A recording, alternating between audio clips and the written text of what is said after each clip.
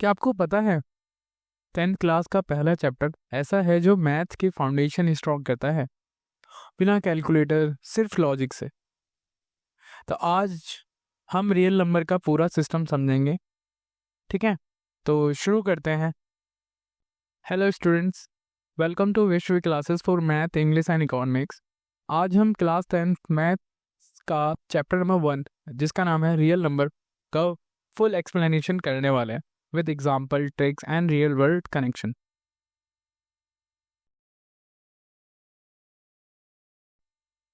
तो real number के बारे में जानते हैं कि रियल नंबर होते कौन से। रियल नंबर के लिए आपको एक कहानी सुनाता हूँ, उस कहानी से आपको पता चल जाएगा रियल नंबर होते क्या है। रियल नंबर के लिए एक कहानी में जो है वो क्लासरूम का, ठीक है, फॉर्मेट है। क्लासरूम की बात होती है कि एक टीचर्स बोलते हैं अपने बच्चों को, तो कि भाई बताओ व्हाट इज रियल नंबर। तो सबसे पहले ना एक लड़का खड़ा होता है, कहता है कि सर मेरे को ना रियल नंबर तो नहीं पता, लेकिन मेरे को एक नंबर पता है। तो टीचर बोलते हैं बताओ भाई कौन सा नंबर पता है। तो वो लड़के का नाम है ऋषि, और ऋषि खड़ा होता है और ऋषि बताता है कि मेरे को ना नेचुरल नंबर पता है। सर जी नेचुरल नंबर कौन सा नंबर होता है। तो बच्चे बोलते हैं कि बताओ भाई नेचुरल नंबर कौन सा नंबर होता है।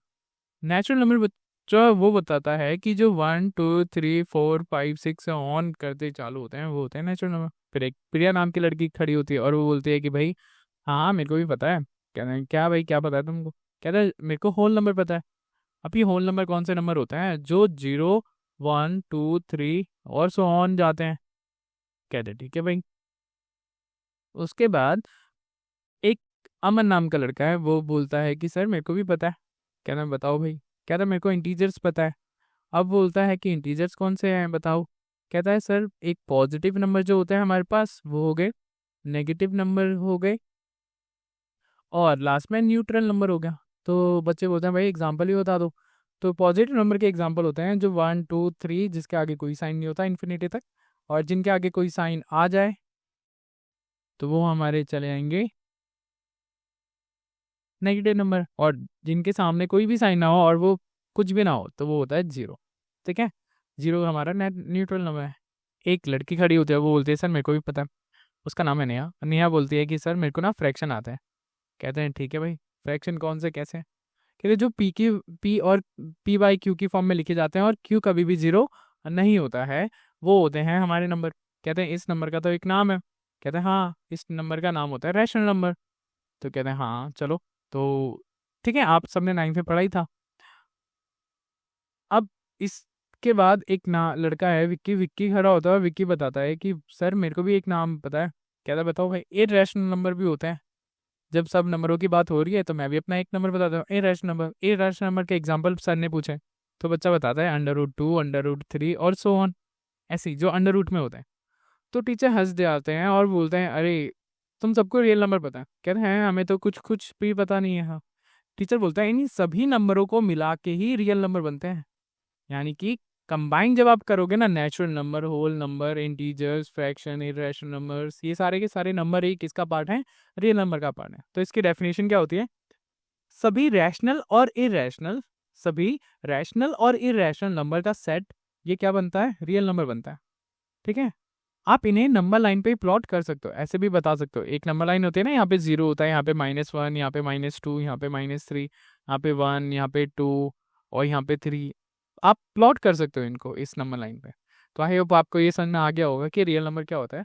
ठीक है, और आपको ही पता होगा, ठीक है, कि रियल नंबर क्या होता है। इन सभी सभी नंबरों को क्या बताया जाता है, रियल नंबर बताया जाता है।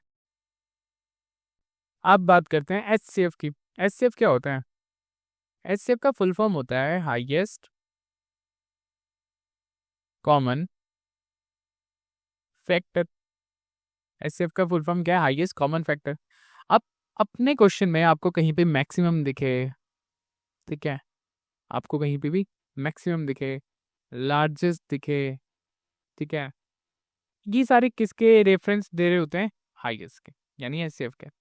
तो एक कहाँ है, एक छोटी सी स्टोरी या और छोटी सी एक एग्जांपल है, उसे समझते हैं। प्रिया के पास 24 चॉकलेट्स हैं।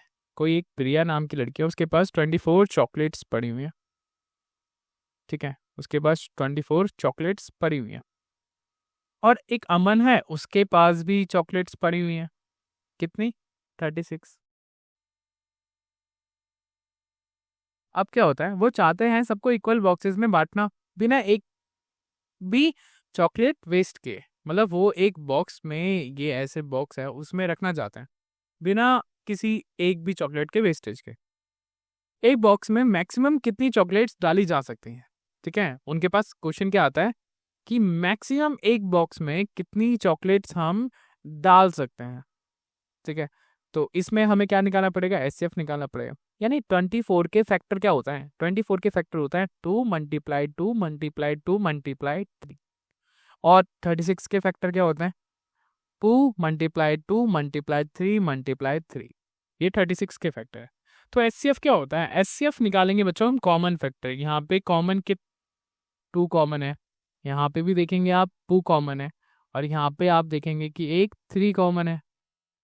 तो हमने 2 मल्टीप्लाई 2 मल्टीप्लाई 3 कितना होता है, 2 2 ज़ा 4, 2 3 ज़ार 6 है ना, और 2 6 2 ज़ा 12। 12 हमारे पास कितना आ गया नंबर, यानी 12 क्या है हमारे पास, एचसीएफ। अब हमने एचसीएफ निकाले, यानी इसके कहने का मतलब क्या है, 12 चॉकलेट के बॉक्सेस बना के हम, मतलब एक बॉक्स में 12 चॉकलेट डालेंगे ऐसे, ठीक है। तो हमारे पास हम सारी चॉकलेट्स को डिवाइड कर पाएंगे। और इन्हीं चॉकलेट्स को डिवाइड करने के लिए ही बोला गया था हमें मैक्सिमम कितनी चॉकलेट्स डालनी पड़ेगी एक बॉक्स में, 12, ठीक है। आई होप आपको ये समझ में आ गया होगा कि हमारे पास ये कैसा होता है। प्लस मैं आपको एक और चीज़ समझाना चाहता हूँ, इसमें एक ना प्राइम फैक्टराइजेशन भी होता है। ये आप फैक्टर तो ऐसे भी लिख सकते हो, और एक और तरीका है अगर आपको नहीं आता तो वो बात करेंगे थोड़ी देर बाद। अब बात करते हैं एलसीएम की। एलसीएम क्या होता है, एलसीएम का फुल फॉर्म होता है लीस्ट कॉमन मल्टीपल। अब ये क्या होते हैं भाई, इसको समझने के लिए हम एक छोटी सी एग्जांपल देखते हैं, ठीक है। ऋषि और नेहा हैं, ऋषि और नेहा हैं, ठीक है। ये दोनों पार्क में जॉगिंग करने जाते हैं। ऋषि हर 6 मिनट में जॉगिंग पे जाता है, और नेहा हर 8 मिनट में, यानी कि ये अगर कोई जॉग कर रहे हैं, जॉगिंग कर रहे हैं, ठीक है, तो ये 6 मिनट लगाता है और ये यहाँ पे 8 मिनट लगाती है। यहाँ पे मिनट है, ठीक है। दोनों एक साथ जॉगिंग पे कब जाएंगे, तो एक साथ, यानी कि ऐसे साइमल्टेनियसली वाला कुछ क्वेश्चन आ गया है, तो इसमें एक साथ में कब जा सकते हो, तो कैसे पता चलेगा, तो आप क्या निकालोगे, इनके फैक्टर निकालो। 6 के फैक्टर क्या होता है, 2 मल्टीप्लाई 3, और 8 के फैक्टर क्या होता है, 2 मल्टीप्लाई 2, है ना। तो एलसीएम क्या आएगा, पहले तो आप कॉमन देखें, कॉमन ये आ गया, तो कॉमन को आप अलग से लिख दें, एलसीएम कॉमन को आप अलग से लिख दें, और जो अनकॉमन है उनको भी लिखना पड़ेगा।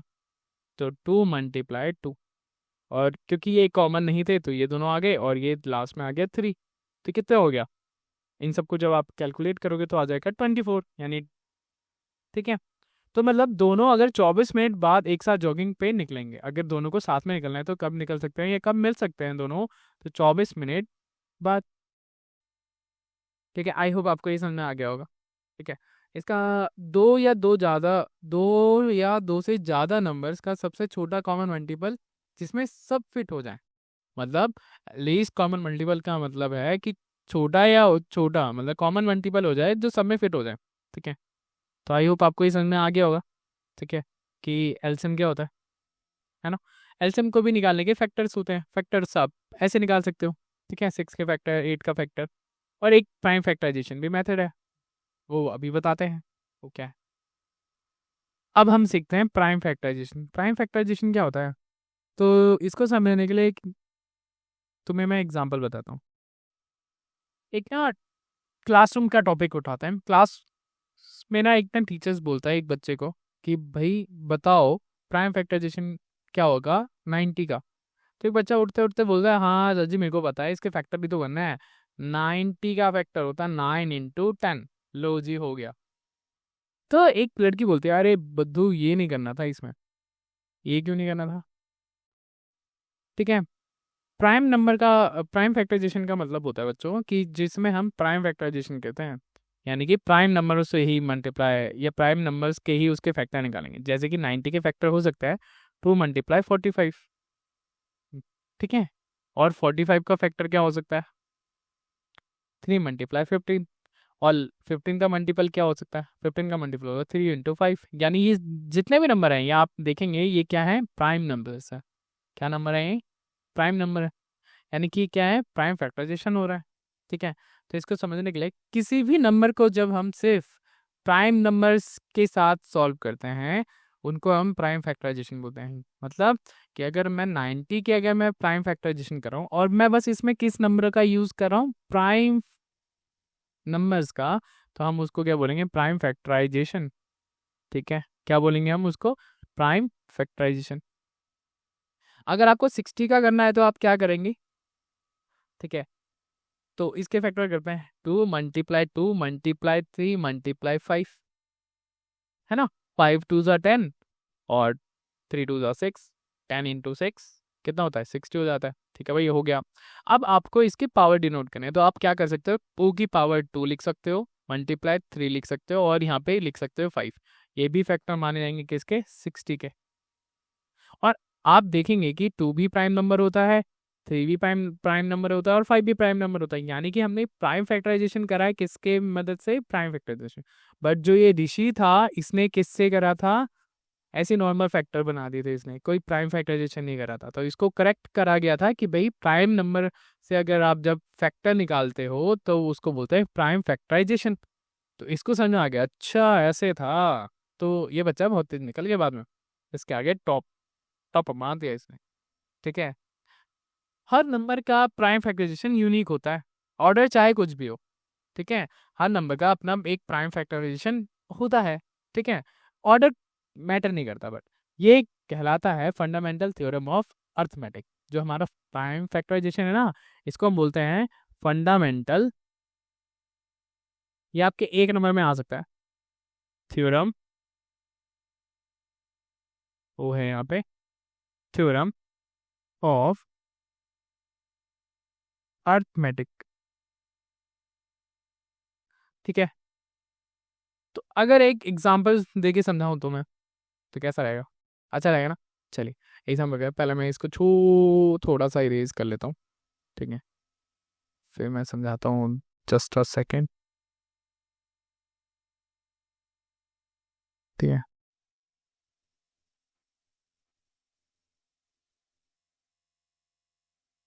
चलिए। तो ऋषि है, ठीक है, ऋषि के घर में 60 टॉफियां हैं। कितनी टॉफियां हैं? 60 टॉफियां। ठीक है, और एक नेहा नाम की लड़की है अगेन। नेहा के घर में, नेहा के पास मतलब, और उसके पास भी टॉफीज हैं 48। वो चाहते हैं सबसे बड़े साइज के इक्वल बॉक्सेस में बांटना, मतलब जितना बड़ा बॉक्स का साइज होगा उसके बॉक्स में बांटना चाहते हो। तो वो क्या करेंगे इसमें? वो कैसे करेंगे ये वाली बात? तो इसमें उनको करना पड़ेगा प्राइम फैक्टराइजेशन। ठीक है, तो अब 60 के फैक्टर अभी क्या बताए थे मैंने? 2 × 2 × 3 × 5। आप जब प्रैक्टिस करोगे ना तो आपको ये भी आसान लगने लग जाएंगे और आप मतलब आपको इजी लगेगा ये फैक्टर करना। 48 के फैक्टर क्या होता है? 2 × 2 × 2 × 2 × 3, ये होता है 48 का। ठीक है, अच्छा अब मेरे को इसमें क्या निकालना पड़ेगा? बॉक्सेस निकालने हैं और मैक्सिमम किस में चले जाएंगे, फिट हो जाएंगे। तो यानी मैक्सिमम अगर मैं निकालना चाहता हूँ, यानी कि मैं एचसीएफ निकालना चाहता हूँ, जैसा कि मैंने थोड़ी देर पहले भी निकाला था, बताया भी था आपको। तो एचसीएफ निकालने के लिए हम क्या निकालेंगे? कॉमन। कॉमन निकाल लेते हैं ऐसे, और ये हो गया हमारे पास 3 कॉमन। ठीक है, यहाँ से तो 2 × 2 × 3 क्या हो गए? 4 3 ज़ा 12, यानी कि हमको 12 बॉक्सेस बनाने पड़ेंगे बिना एक भी टॉफी वेस्ट के। तो आपको ये समझ में आया प्राइम फैक्टराइजेशन से आप कैसे कर सकते हो क्वेश्चंस को? कितना इजीली तरीका है, बिना कैलकुलेशन, बिना कैलकुलेटर, बिना कोई ऐसा लॉजिक, कुछ बड़ा कुछ काम धाम करके। तो आपको ये सब समझ में आया? आई होप आपको ये सब समझ में आ गया होगा। और अभी तक आपने लाइक सब्सक्राइब नहीं करा है तो प्लीज़ वो कर दें, क्योंकि हम अब क्वेश्चन आंसर सॉल्व करने वाले हैं चैप्टर नंबर 1 के। ठीक है, जिसमें हम प्राइम फैक्टराइजेशन का इस्तेमाल करके हम एलसीएम भी निकालेंगे, एचसीएफ भी निकालेंगे। ठीक है, और भी बहुत सारे क्वेश्चंस करेंगे। तो बने रहिए आगे की वीडियो के लिए भी। ठीक है, ये फर्स्ट पार्ट है, सेकंड पार्ट में आएंगे वो सारे question. Thank you for listening to me.